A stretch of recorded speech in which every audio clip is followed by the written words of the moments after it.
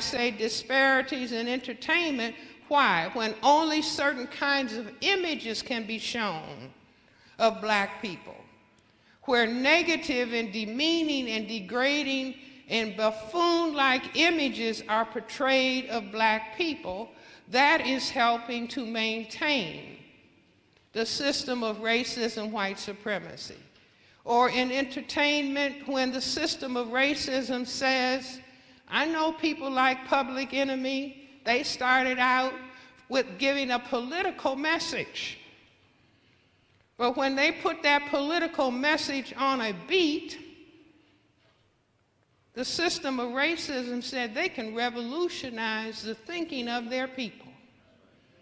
So no, we have to pay them large sums of money and make some of them millionaires.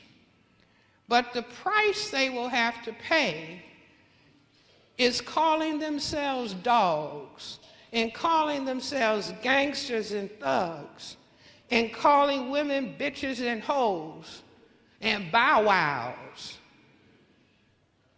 because they understand if you can get a people to demean and to degrade themselves, then you have beaten them. You have beaten them and you have defeated them.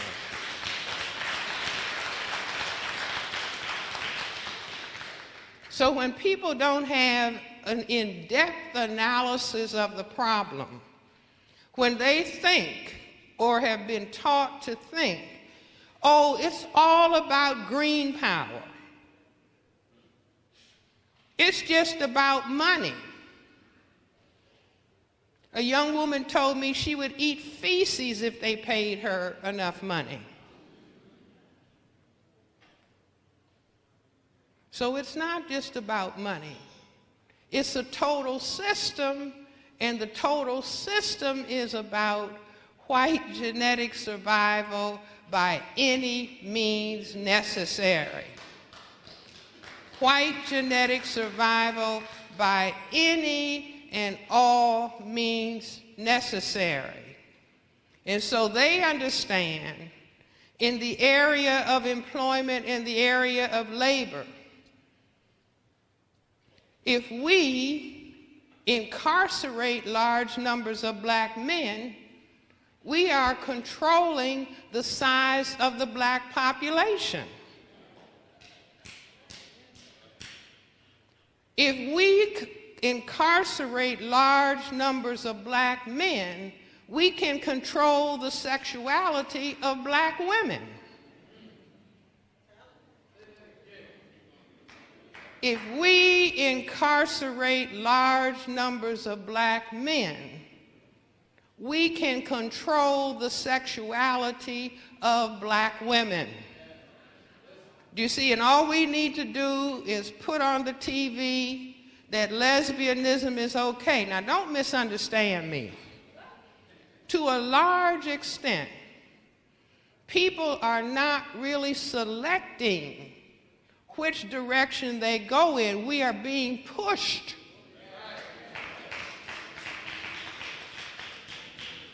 Some of my colleagues in medicine have even been looking at why do we seem to have an epidemic in homosexuality. Sam Cooke. Y'all remember him, right? Why wasn't a change gonna come in the Malcolm X movie that Spike Lee directed? Why did you not hear that song?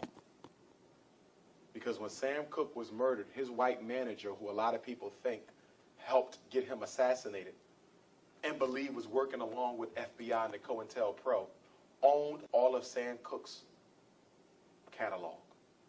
So when Spike Lee went to him and requested to use A Change Gonna Come in Malcolm X, he was denied because all of Sam Cooke's music is owned by white folks. His family owns none of it.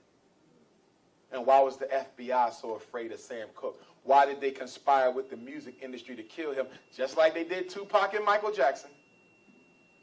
It's because this was the first major artist to own his own label and the first major artist to own his own masters. Sam Cooke mastered the music game way before Jay-Z or these other people.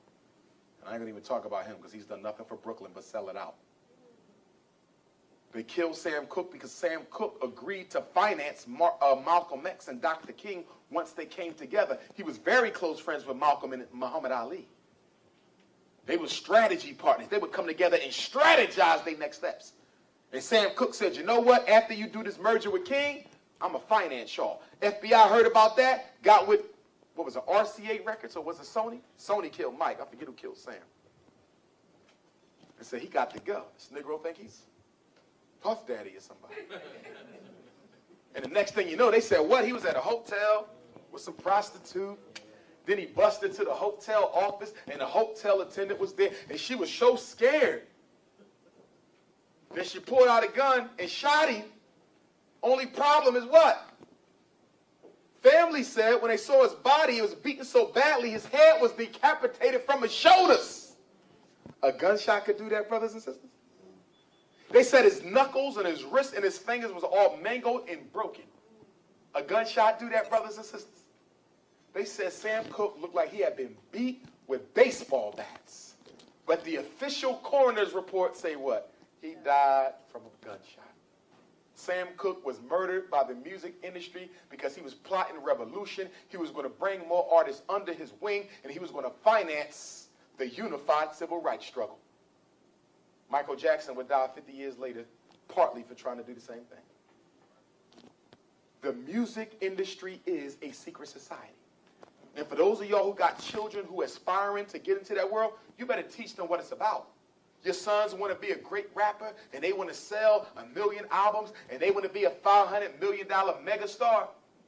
Make sure your son knows, honey, in order for you to break that barrier, young man, you're going to have to bend over and pay the price. That's right.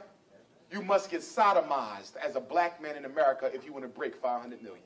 And any black man you know who has broken 500 million has paid the price. That's the way it goes. Because the white man don't let you get rich unless he got a card he can play on you if you ever get out of hand. And the best card to play on a black man is to sodomize him. Oh, you want to get black again?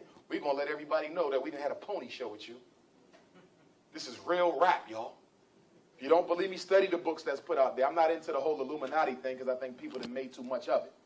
Okay? But you do need to know a little bit about that. You don't get rich unless you pay a price. Oprah had to pay it. Cosby had to pay it. Them people didn't get rich for nothing. Now, Cosby a little old school. I don't necessarily know if he had to bend over and pay the price, but all the new jacks had to. They don't play with y'all. They don't play with the white man. Even the white man got to get sodomized in order to get rich.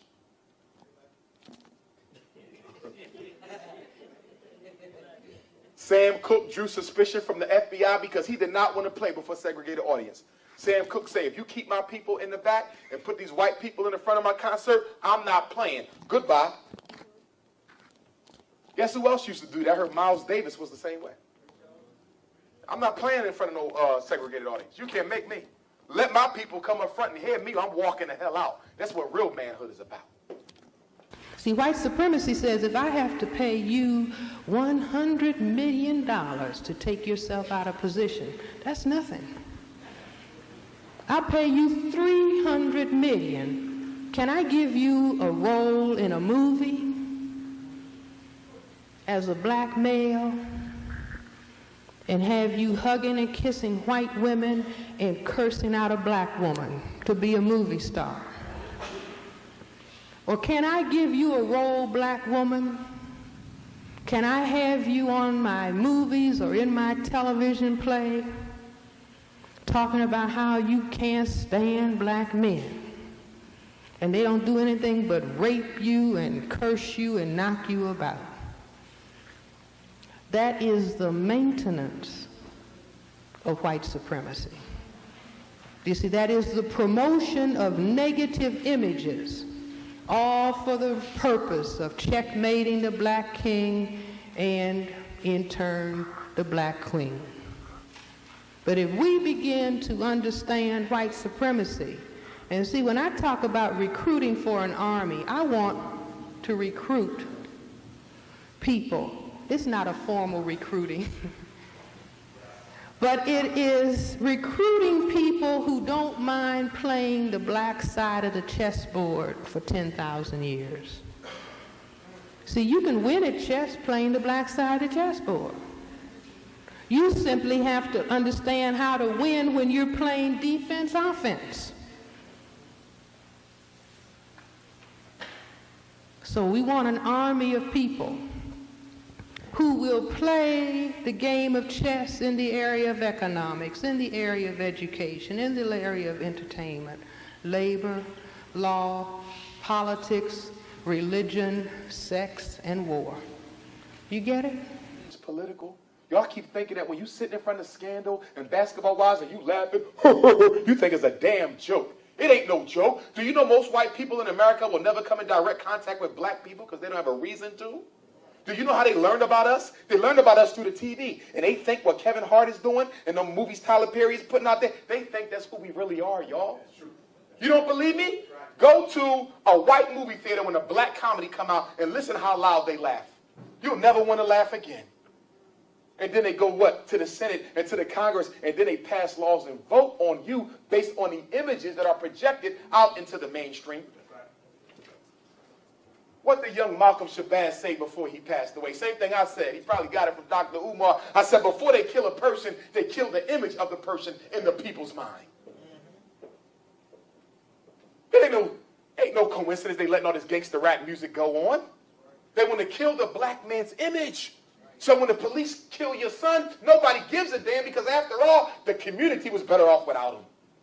Kill the image of the black woman. She can't find a husband. All she want to do is have sex. She's oversexed. She's in love with white men. Da-da-da-da-da. Same images from slavery. So when they start giving your daughters the morning after pill, well, maybe it's a good thing for them. Everything is political. Fred Hampton told y'all that. Our self-respect has been taken down to zero. That's how come people can say, I'm a bitch and I'm a hoe. And I'm a dog. And a bow wow. Do you see? In other words, see, we don't understand. We think, well, entertainment is over here. That doesn't have anything to do if I call myself a nigger. That doesn't have anything to do with anything. I'm a nigger, you're a bitch. You're a hoe. Girl saying, I'm a bitch, I'm a hoe. I'm a gangster, I'm a thug.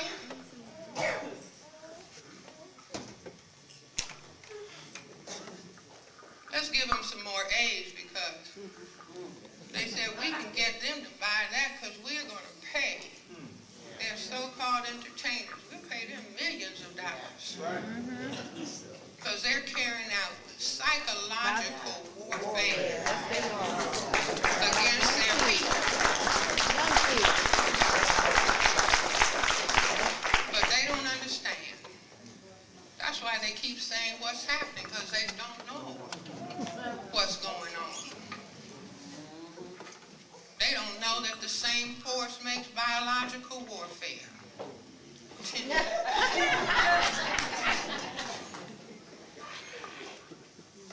I say HIV is biological warfare until proven otherwise.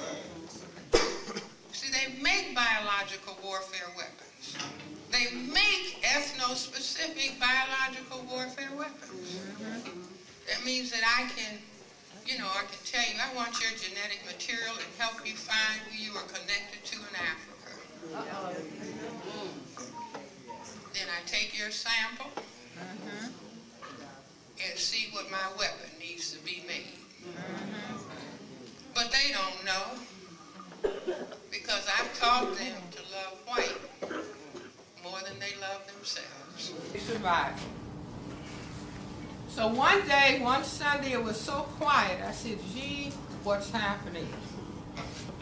It was so quiet. See, when it's quiet, you can think.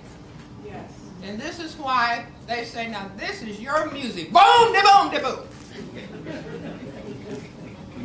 See, all that loud music turns off the brain computer because of sensory overload. See, they use loud music allowed music to torture people in Guantanamo. To torture people. To make them go crazy. But they feed it to us and say, this is your music. This is what we want you to hear.